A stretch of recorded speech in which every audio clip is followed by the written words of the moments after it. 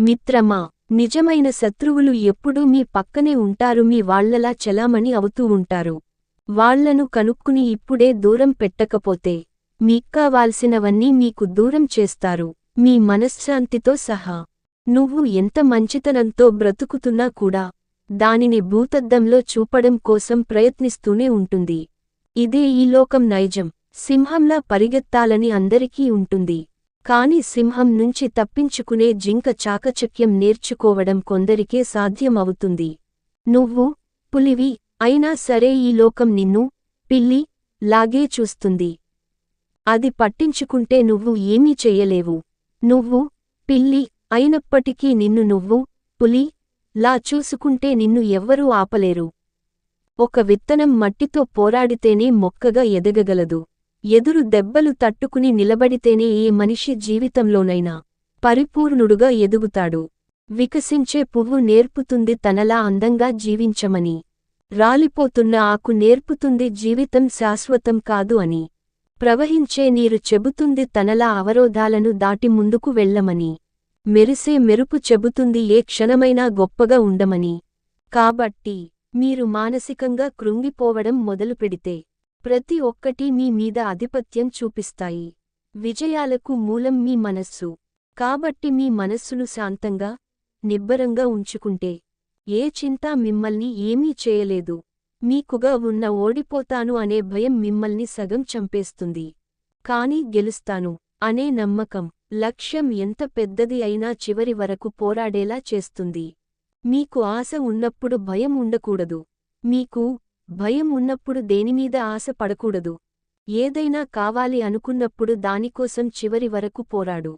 కాని ఒక్కసారి వద్దు అనుకున్నప్పుడు అసలు దాని గురించే ఆలోచించకు. అప్పుడే నీవు జీవితంలో ప్రశాంతంగా ఉంటావు. జీవితంలో ఎదురైన ప్రతి కష్టాన్ని ఒక ఆటగా స్వీకరించి పరిష్కరించుకోవాలి. గెలిస్తే ఆనందం సొంతమవుతుంది, ఓడిపోతే అనుభవం వస్తుంది. మనకి బాధ వస్తే మన మనసులో ఉన్నవాళ్లకి చెప్పుకోవచ్చు. ఏడిస్తే చనిపోయిన వాళ్లే కాదు, కనీసం బ్రతికి ఉన్నవాళ్లు కూడా నిన్ను ఓదార్చడానికి రారు. కేవలం నువ్వు గెలిస్తే తప్ప ఎప్పటి వరకు మీరు పనికొస్తారో అప్పటి వరకే తలుచుకుంటుంది ఈ సమాజం. ఆ తర్వాత వెలిగించిన అగ్గిపుల్లని విసిరివేసినట్లే. ఎందుకంటే నీ పక్కన ఎవరూ లేనప్పుడు అనిపించే ఒంటరితనం కంటే అందరి మధ్యలో ఉన్నా ఒంటరిగా అనిపించే ఒంటరితనం ఎక్కువ బాధిస్తుంది. ప్రతి మనిషికి బాధ ఉంటుంది, కాని అది చూపించే విధానం వేరుగా ఉంటుంది. అందరి మధ్యలో ఉన్నా ఒంటరిగా అనిపించే ఒంటరితనం ఎక్కువ బాధిస్తుంది.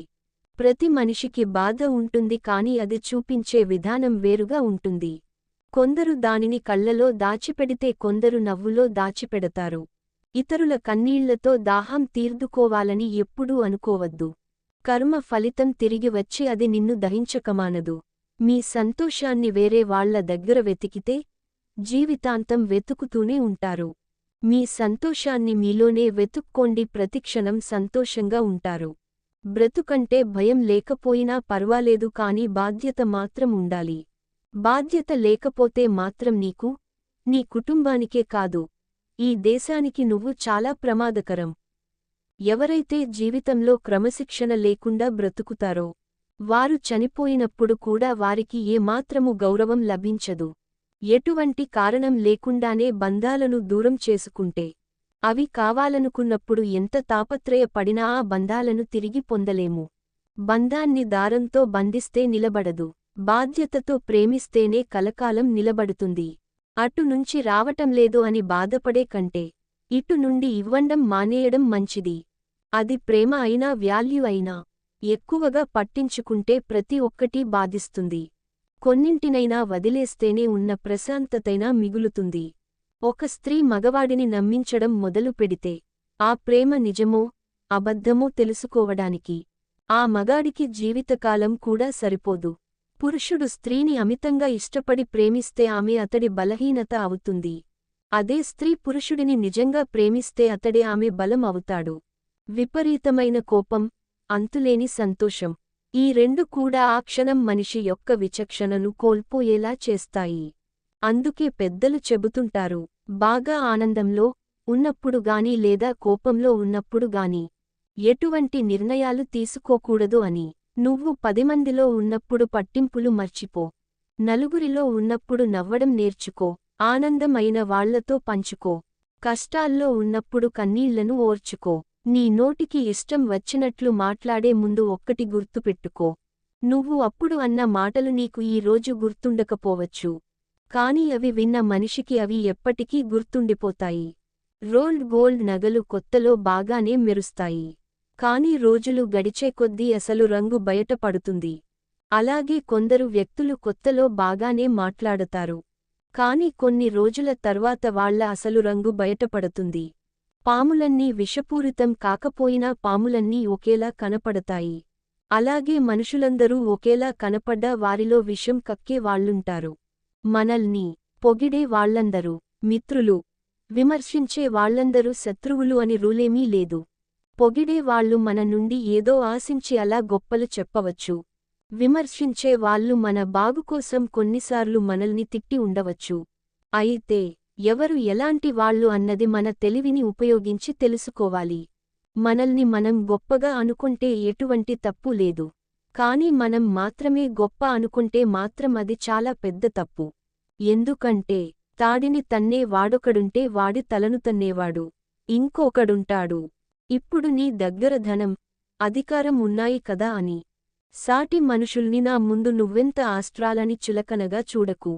నీ ధనం, అధికారం నిన్ను విడిచిపోయినప్పుడు నువ్వు మళ్లీ బ్రతకాల్సింది అంతకుముందు తక్కువగా చూసిన ఆ సామాన్య మనుషుల మధ్యనే అని గుర్తుపెట్టుకో. మీరు విమర్శలను దాటి ముందుకు వెళ్ళండి. ఎందుకంటే మిమ్మల్ని చూసి మొరిగే వీధి కుక్కల యొక్క సరిహద్దు ఆ వీధి చివరే ముగుస్తుంది. కొన్నిసార్లు ఇతరుల నోటిని మూయించడానికి ప్రయత్నించడం కంటే మన చెవులను మూసుకోవడమే మంచిది. గుర్తుంచుకోండి, మీరు ఎవరో తెలియకుండా మీ గురించి తప్పుగా మాట్లాడుతున్నారు అంటే బాధపడాల్సిన అవసరం లేదు. కుక్కలు కూడా తెలియని వాళ్లను చూసి మొరుగుతాయి. అంతమాత్రాన మీరు చెడ్డవాళ్లు అయిపోరు. వ్యక్తిత్వం అంటే ఒకరు నిర్ధారిస్తే వచ్చేది కాదు, విమర్శిస్తే పోయేది కాదు. అది మన నడవడికపై ఆధారపడి ఉంటుంది. దానిని ఎవరూ ఇవ్వలేరు, తీసుకుపోలేరు. రాయికి ఎంత సానపెట్టినప్పటికీ వజ్రం కాలేకపోవచ్చు. కాని ఆ వజ్రాన్ని ఆ రాళ్లతో నిర్మించిన గదిలోనే దాయగలం. ఇక్కడ దేని వాల్యూ దానిదే.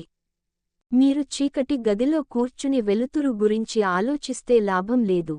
లేచి దీపం వెలిగించాల్సిందే. అలాగే మీరు ఖాళీగా కూర్చుని పని గురించి ఆలోచిస్తే లాభం లేదు. లేచి కష్టపడాల్సిందే. విజయం ఎవరికీ సులభంగా రాదు. మనమే దాన్ని వెంటాడి సాధించాలి. ఆశ అనేది ఒక వ్యక్తిని బ్రతికిస్తుంది. ఇష్టం అనేది వ్యక్తితో ఏ పనైనా చేయిస్తుంది. అవసరం అనేది వ్యక్తికి అన్నీ నేర్పిస్తుంది. బాధ్యతలు ఉన్నవాడు భయపడతాడు, బరితెగించినవాడు భయపెడతాడు. భయపడుతున్నాడు కదా అని తేలికగా తీసుకుంటే ఏదో ఒకరోజు వాడు తిరగబడతాడు.